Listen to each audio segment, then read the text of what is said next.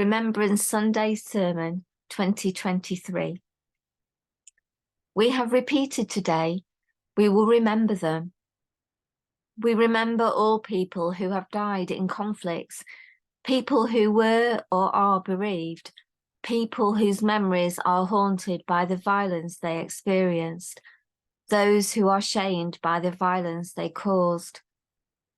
Poppies are worn, red symbolizing people, purple representing animals as victims of war, horses, dogs, pigeons drafted in for war efforts, and white representing a yearning for peace. But how will we remember them?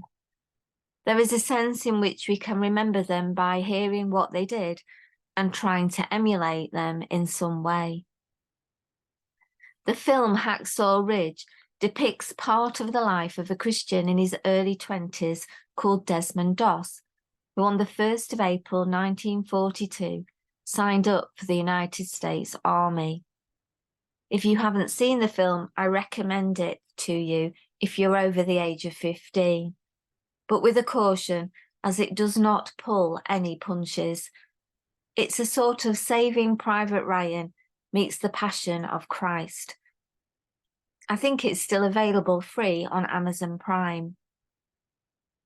His superiors referred to Desmond Doss as a conscientious objector. He described himself as a conscientious cooperator. His profession of carpenter meant he had not been called up. He had volunteered. He wished to be a medic. Doss was required to train in rifle use, but he refused. A court-martial was attempted but failed, and so refusing to carry a gun, Doss went into battle zones with his only weapons, his Bible and his faith. Doss faced many struggles, including being bullied and beaten by fellow soldiers. But Doss did not falter in his beliefs. He regarded his duty to obey God and serve his country in that order. He was unassuming. He had a way to heal the blisters on March weary feet, and when someone fainted, he was by their side to give them his water ration.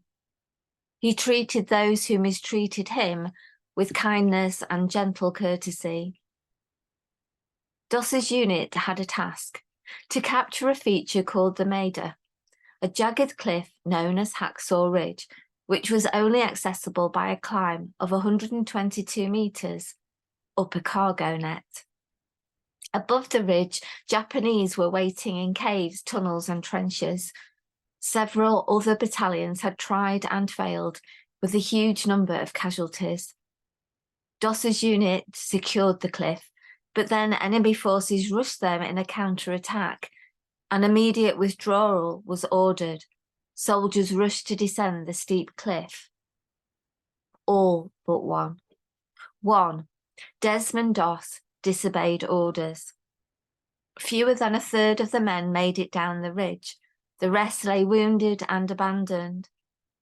Doss chose to rescue as many men as he could, lowering each one tied in an unorthodox double bowline.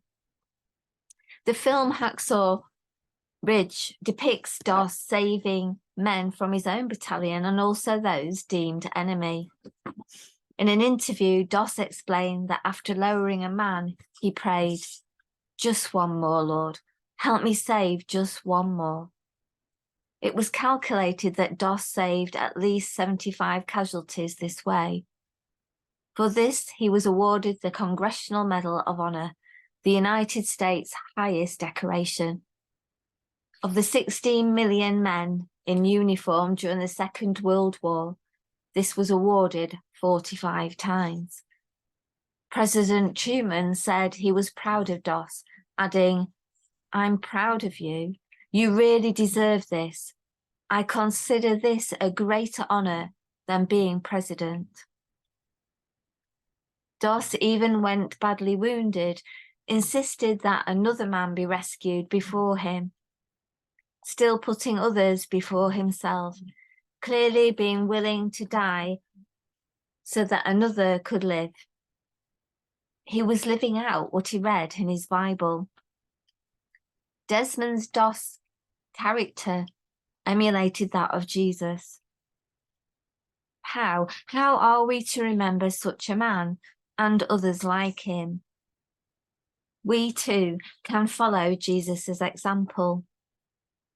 The motto of the Royal Military Academy Sandhurst is "Serve to Lead." The idea of giving your life for others is hardwired into British armed service culture. Not so hardwired generally in society. So many of us, myself included, spend time thinking of our own interests. Life can become what serves us rather than what serves others. There are casualties in our communities.